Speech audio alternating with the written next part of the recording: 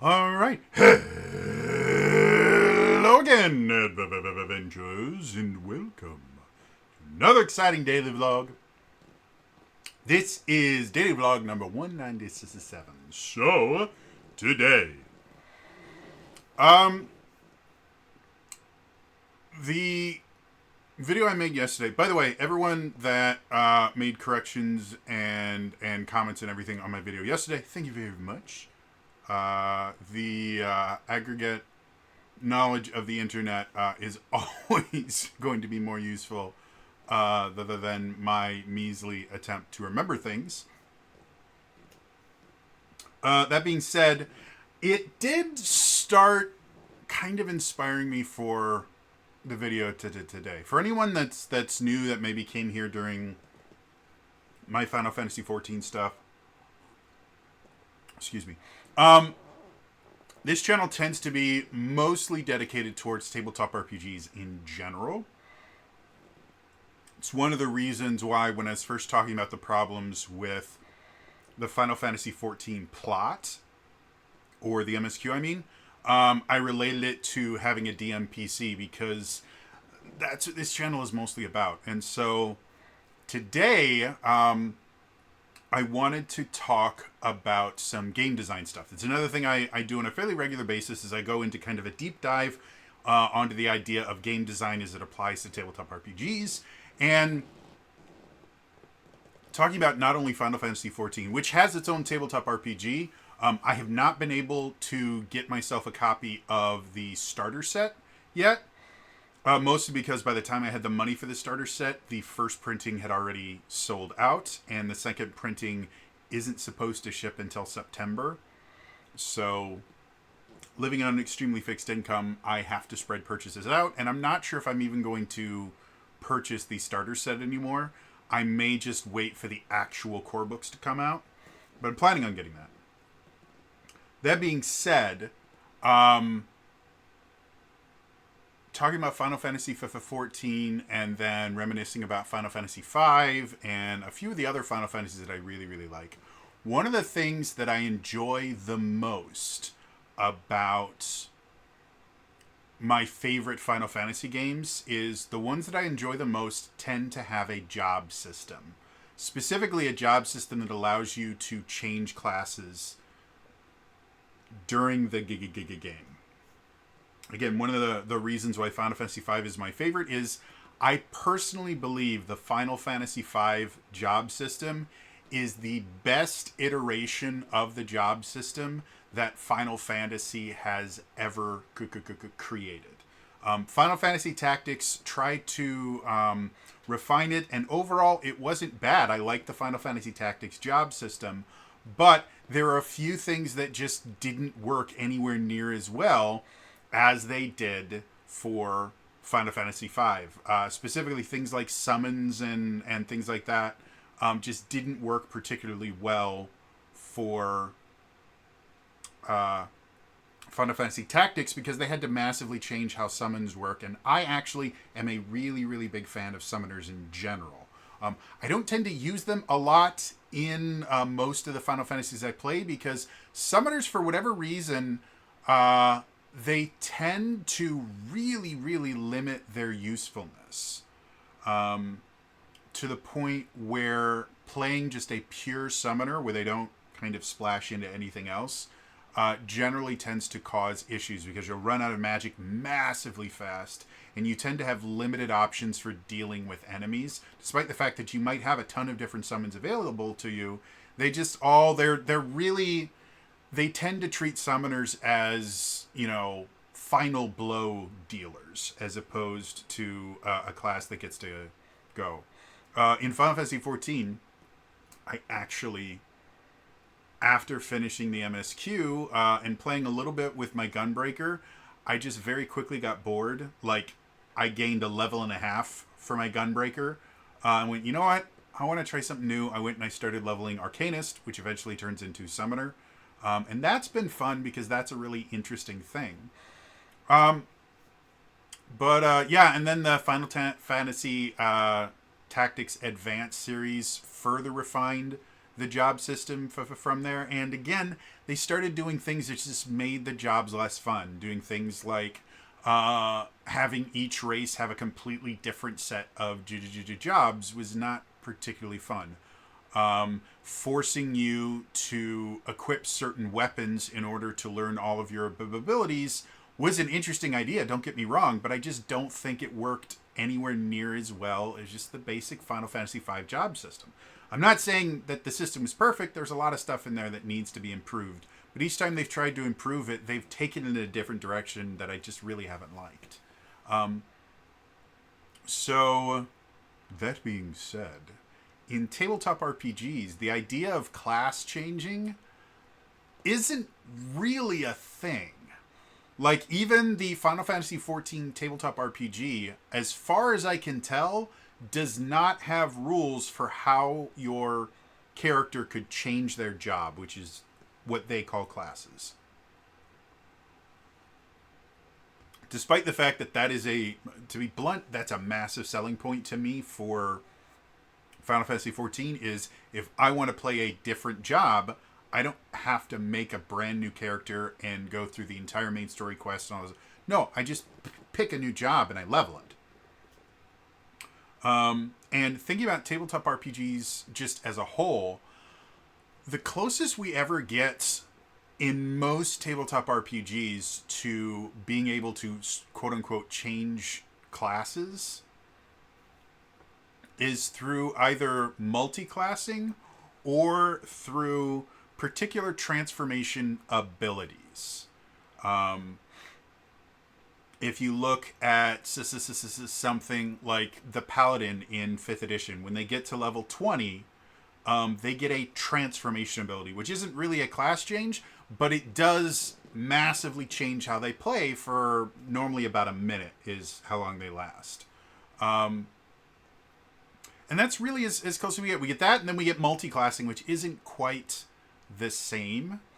With tabletop RPGs in general, the idea of class changing starts to cause issues from a game design perspective, because the thing about a tabletop RPG and how you balance various classes against each other and against like the rest of the system is you will have certain aspects of the class that are exclusive to that class. In Final Fantasy, or not Final Fantasy, let's try this again. In D&D 5th edition, basically, once you hit Tier 3, the reason Tier 3 starts at level 11 is because you have a maximum of 20 levels you can get in D&D 5th edition. You can multi-class and spread out those 20 levels across a bunch of different classes, or you can single class and have all of those levels in a single class. Once you get to level 11, it is impossible to multi-class and get 2 level 11 abilities. You just simply don't have enough levels to do that. And so there is a massive power jump between levels 10 and levels 11. Because now they can give stuff that they don't have to worry about someone combining with another level 11 ability and breaking the game. So from a game design perspective, if you have a system in place that allows you to basically swap your class, which in most class-based RPGs, that is the highest defining aspect of your character. Even in something like Essence 20, where your origin and your influences are really impactful when you're creating your character, your origin and your influences don't level up. Only your role does, which is their version of classes. And so they do have a quote-unquote class change mechanic, but it requires you to sacrifice one of your general perks to do, at least in the Power Rangers, to do what's called to take the Spectrum Shift perk, which allows you to basically just change into a different class, but that's a permanent thing. As far as being able to like kind of equip classes like you would a suit of armor, we really don't have many RPGs that have even attempted to play around with that, because again, it creates some issues. Probably the first of which is the idea of the Marshall Caster divide in tabletop RPGs, if you're not familiar with this term, basically, martial characters, that is, characters that use weapons for most of their damage and things like that, they increase in power in a linear fashion. So they start here and they just get slowly more powerful. And that's how it works. It's very easy to predict. It's a very simple thing. Casters, on the other hand, tend to increase their power in an exponential manner. So they start off down here, and they're as they gain levels, they just very barely get better, and then whoop, they get super, super powerful at high levels.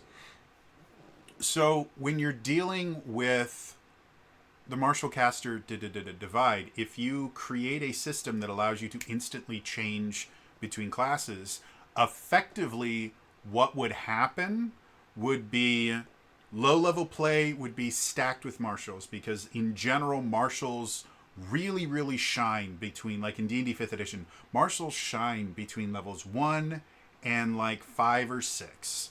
That's when they are by far their most powerful compared to the casters, and they feel really, really good. A human barbarian that takes the variant human feat and takes Great Weapon Master can break most tier 1 at pre-written adventures. Simply because with Great Weapon Fighter you can take a -5 to your attack roll to get a +10 to your damage roll. And that's normally enough to one-shot anything other than like a boss-style encounter. It is unbelievably powerful. And then combining that with the Barbarian, where at level 2, they get the ability to give themselves advantage on all their attack rolls, it becomes really, really, really powerful. And there's nothing that... There is not a caster in those levels that can do anything near that. Once you get to level 5, you get your first 3rd level spells. You get things like Fireball and Lightning Bolt and Counterspell. The worst spell ever created. It really isn't, but everyone likes to bitch about it. Now casters are really starting to become super powerful. And once you get to tier 3, casters will outdamage anything in the game by just massive amounts. And they have so many spell slots at that point that even when they've used their most powerful spells, they still have really useful stuff that they can continue using. They just don't run out of good shit. So, if we were to introduce class changing into D&D 5th edition, basically what would happen is low-level parties would almost entirely be martials, and then high-level parties would almost entirely be casters. And I say this quite often, but it's something that I feel is so important in game design that I have to just say it as many times as physically possible. Good game design gives you choices. Bad game design gives you right answers. And what I mean by that is good game design, when you get a new feature for a class, for a weapon, for whatever, it will give you a new choice that you can make in combat, outside of combat, but it's a choice. There are going to be situations when that's really, really useful, and there are going to be situations when other things are useful. Bad game design gives you a new feature, and it's just better than the stuff that you already have. Now, I'm not talking about like upgrades, where it's like, well, I have this ability here, like extra attack is effectively a right answer. In the idea that taking a single attack is always going to be worse than taking 2 attacks.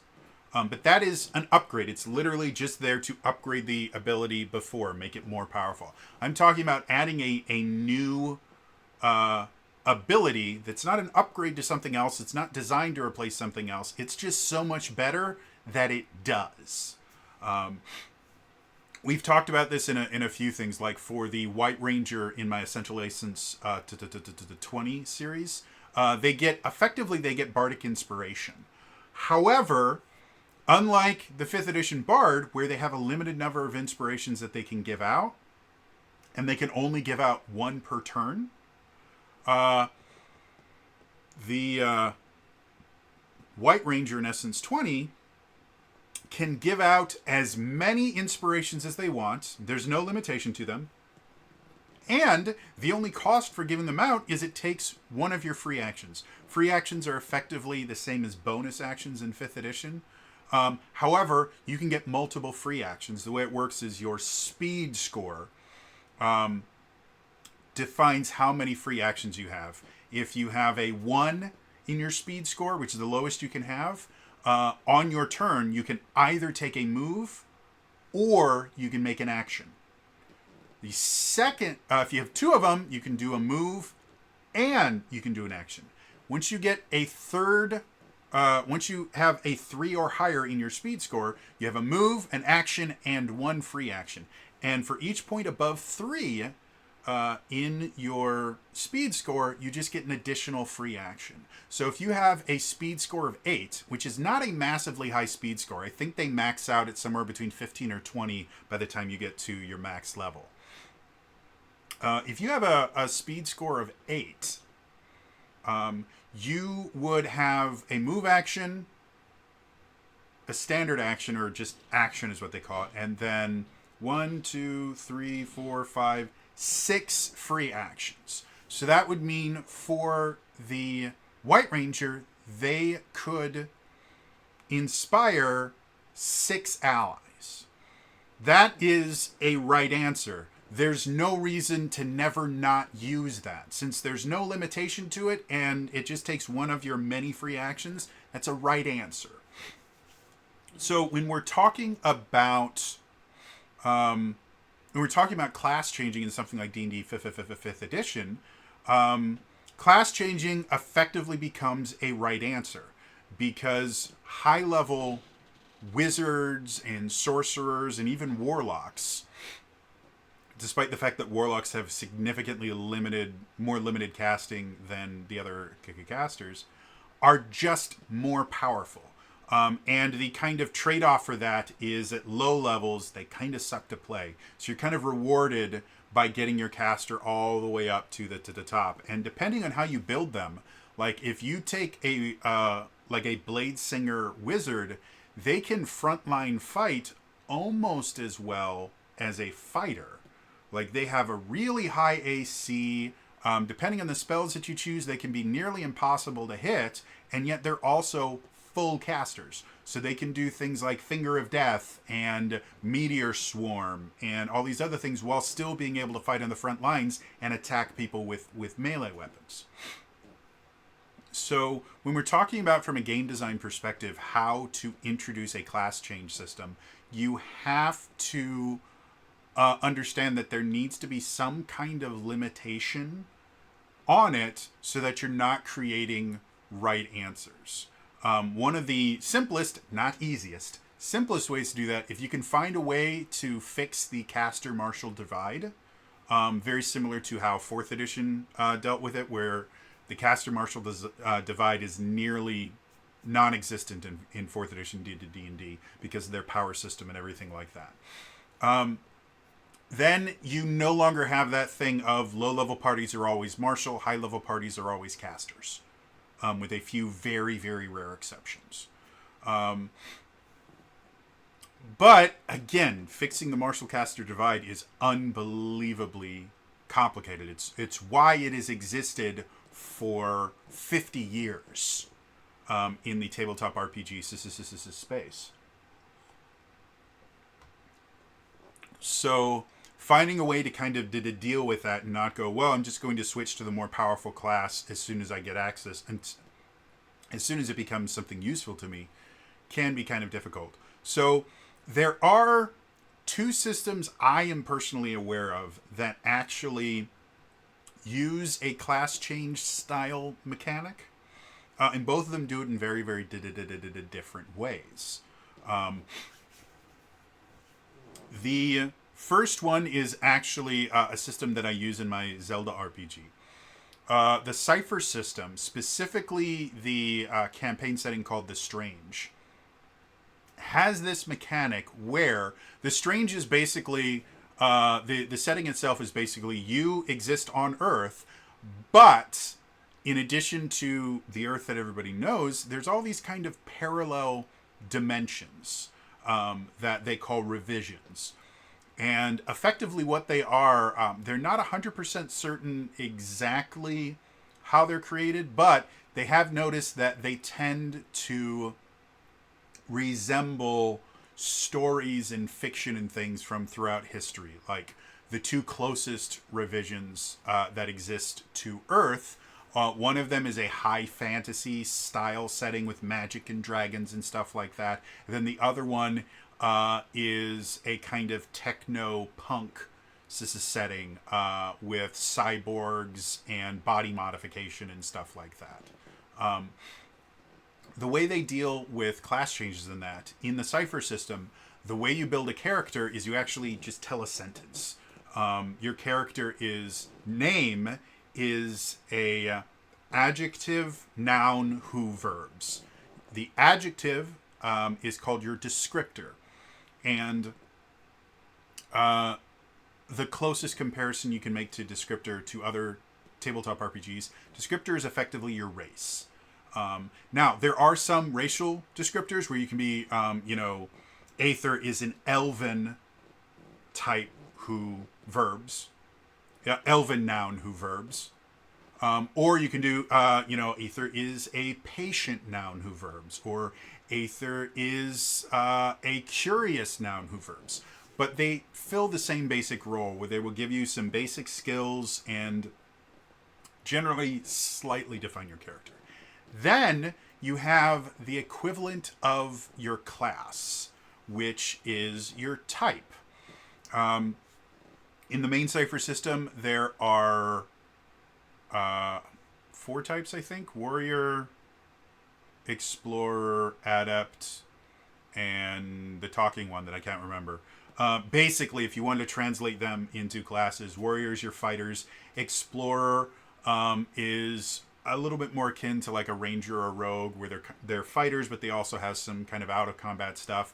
Adept is any kind of magic style user. Then Speaker, that's what the other one. Speaker is your bard, is what it is. They're a control class. So in the Strange, you pick your descriptor, you pick your type, and those never change. But the third thing, that verb, is called your focus. And your focus, you choose your focus for Earth, which is your home revision. And focuses are things like, they're normally short sentences that describe you. Things like bears a halo of fire, or needs no weapons for a character that, can attack really well unarmed, or wields 2 weapons at once, or builds robots.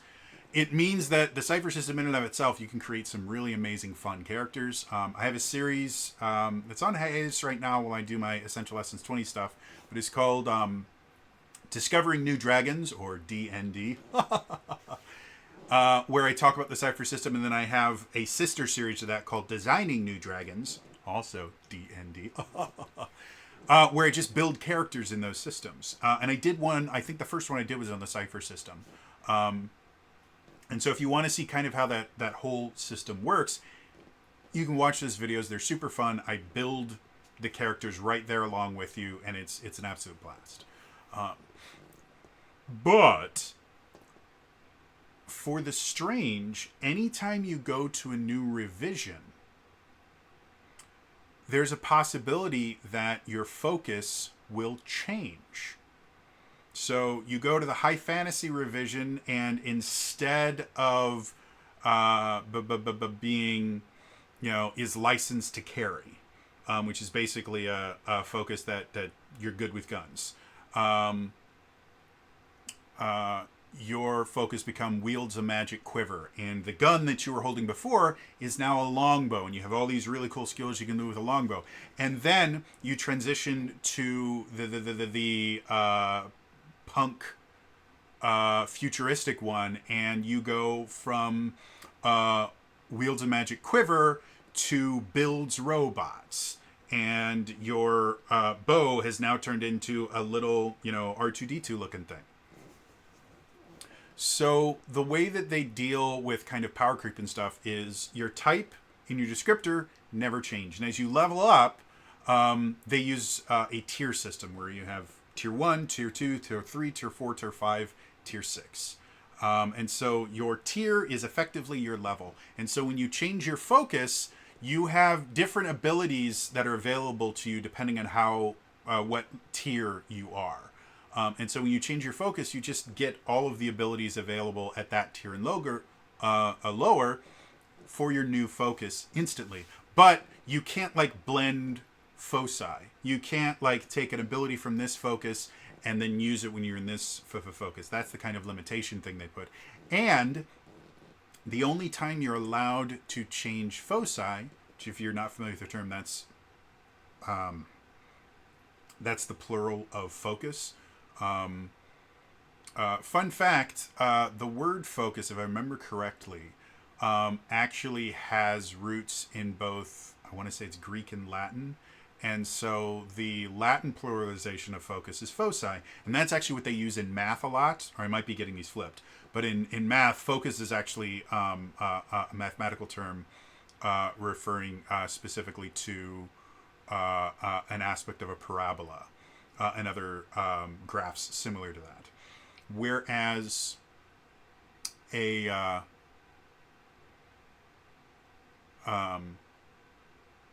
whereas the Greek pluralization of it is focuses. So you actually can use both of those interchangeably.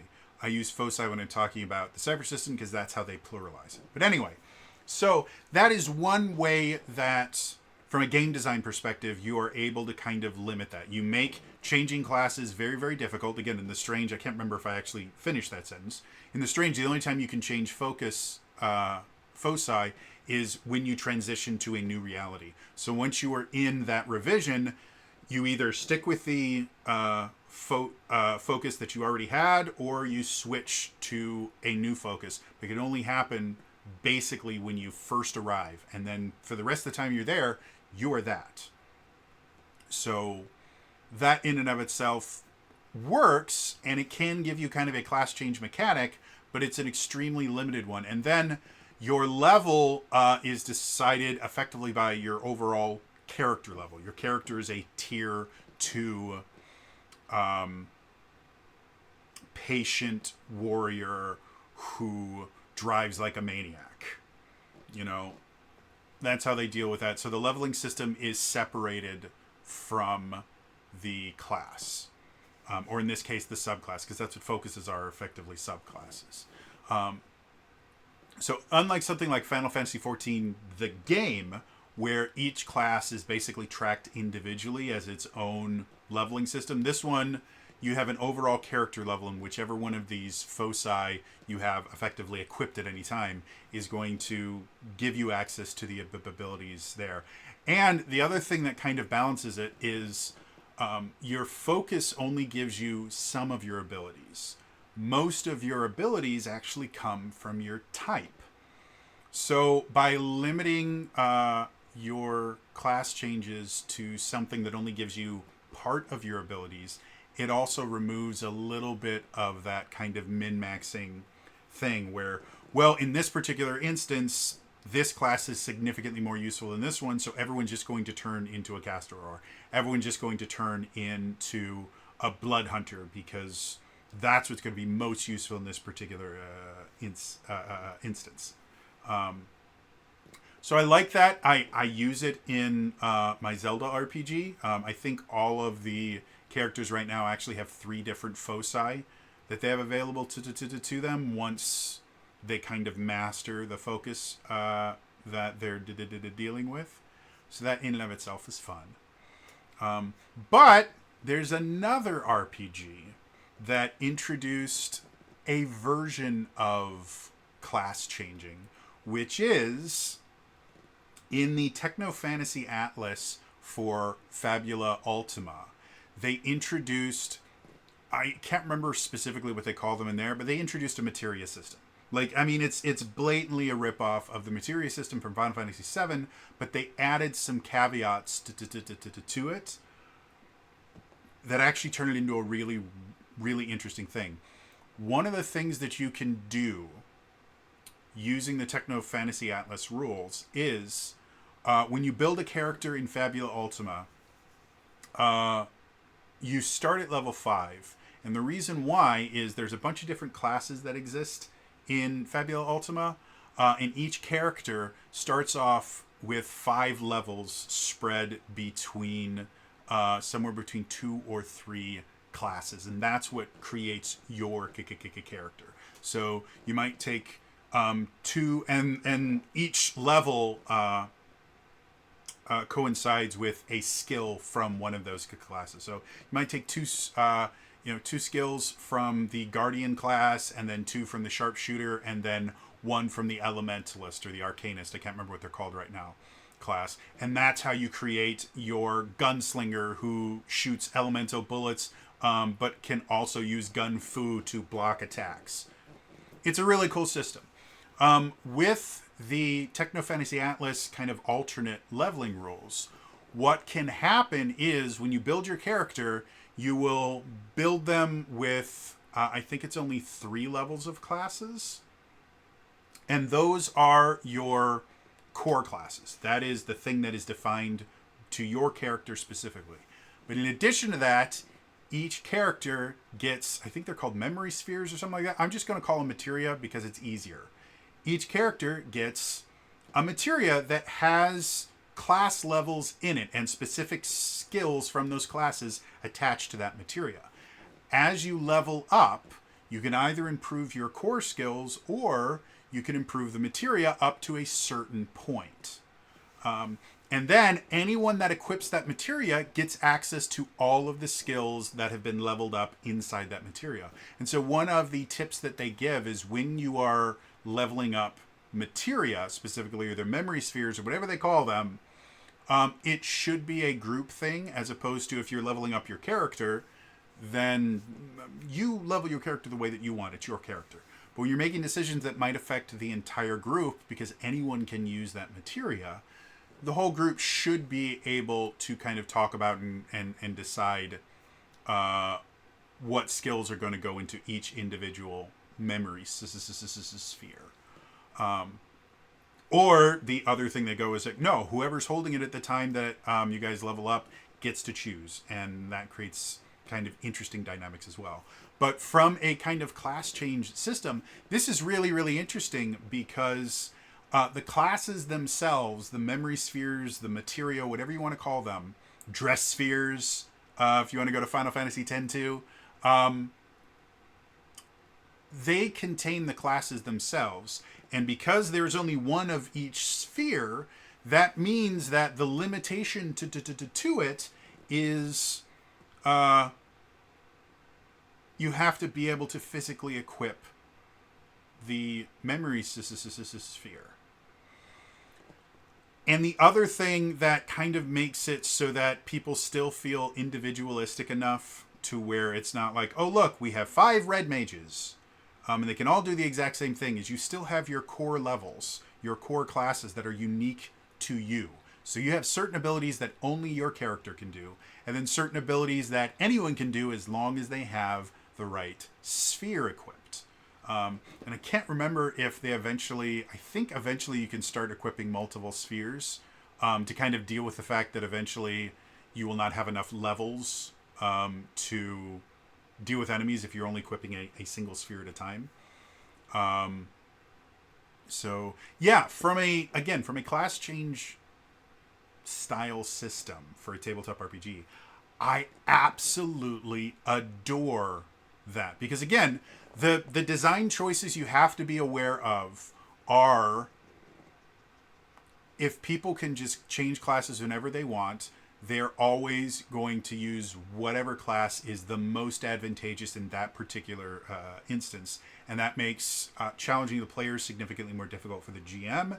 And it also takes some of the kind of reward of leveling up your character. So coming up, and it also gets rid of a lot of the individuality of your character.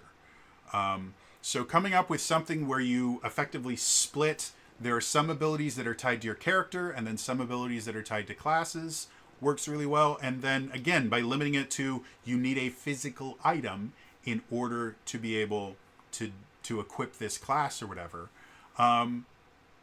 creates enough control there that nothing really feels kind of broken, and you're generally not going to have players fighting and arguing, going, no, no, no, no, no, no, no, no, no. We all need to be white mages for this thing because we're fighting undead, and undead are weak to healing spells, and so everyone has to be a white mage. No one gets to be a fighter or a rogue or a death knight or anything. We all have to be white mages. So yeah, like I said, both of those systems I think provide very interesting solutions to the idea of, well, what if I want to play a Final Fantasy V style campaign where we have different classes in that. None of them have a built-in method to basically do what all of the basically class-changing Final Fantasies do. Since Final Fantasy V, they didn't really do it in Final Fantasy III, which is where class-changing and jobs really showed up. But in Final Fantasy V, you could take certain abilities learned from other classes and use them when you were doing a different one. And neither of those really work in that sense. And I think, again, that from a game design perspective, you really do have to build the entirety of your RPG around the idea of, if you can level up classes and then take abilities from one and use them in another, that just becomes... You really do have to build your tabletop RPG around that. Which, again, is one of my favorite parts of the Final Fantasy V job system, is doing things like leveling up a Dragoon until they get their Dragon Sword ability, or they've translated it about a dozen different ways now. But at one point, I think it was called the Dragon Sword ability. And basically what that ability is it allows you to make an attack that drains hit points and, more importantly, magic points. And so you level up someone that's normally a caster a few times in the Dragoon job, get them that, and then they effectively have almost unlimited magic points. And whatever spellcasting class they are, you can just spam the most powerful spells, and as soon as you start getting low on magic, you just Dragon Sword a few enemies to get your magic back, and go again. The Dragon Sword ability is not particularly powerful, especially near the end game. It doesn't do enough damage or enough healing to be beneficial, but any amount of magic points is useful. So those are things that are really, really fun for me, and it's one of the things that I like about Final Fantasy V. So again, from a game design perspective, if you wanted to recreate that system in a tabletop RPG, you really would have to build the entire game system around that idea. Like most tabletop RPGs have a kind of a core gimmick. The cipher system is, again, the adjective, noun, who, verbs. That is their kind of core gimmick. For Final Fantasy V, it's classes and the advantage-disadvantage system. For Pathfinder, it's having 72,000 different versions of feats. Or Pathfinder 2nd Edition is having 72,000 different versions of feats that all technically could be called feats, but because you get them from different places, we had to call them different names, and it's mind-numbingly overcomplicated. And for Pathfinder 1st Edition, it's just, let's add so many traits and rules that no one can ever understand the entirety of this game. But yeah, like most tabletop RPGs have a gimmick put into them. Vampire the Masquerade, it's, your clan and your blood powers and stuff like that. Lasers and feelings, it's the idea of, rolling high or rolling low, depending on whether you're using lasers or whether you're using feelings. So the gimmick for a system that allows a Final Fantasy V style class changing and customizable class changing would need to be the kind of overall gimmick of that system, at least in my personal opinion. I'm interested to hear what you guys think. First of all, do you know of other RPGs that offer class changing in the idea that through an event or something, you can just change your class and have the ability to change back. Not like, the Essence 20 Power Ranger Spectrum Shift perk, where it's a permanent, I'm just turning into effectively a different character. I'm talking about just being able to, maybe not whenever you want, but there are specific instances that allow you to change classes. Let me know if you know of any other ones other than, again, Fabula Ultima and the Cypher system, because I'd be interested in reading them and seeing exactly how they do that. And the other question I have for you people, put that in the comments down below again, is would you want a Final Fantasy V style or Final Fantasy Tactics style tabletop RPG? Or do you prefer the idea that, as you build and level your character and earn more abilities and things like that helps define your character, and having them be able to just randomly change at every given time would take a little bit away from the kind of stories that you like to tell. Again, I'd be interested in hearing about that stuff in the comments down below. Otherwise, that is going to be all for me today. I will see you guys next time. All right? Bye-bye.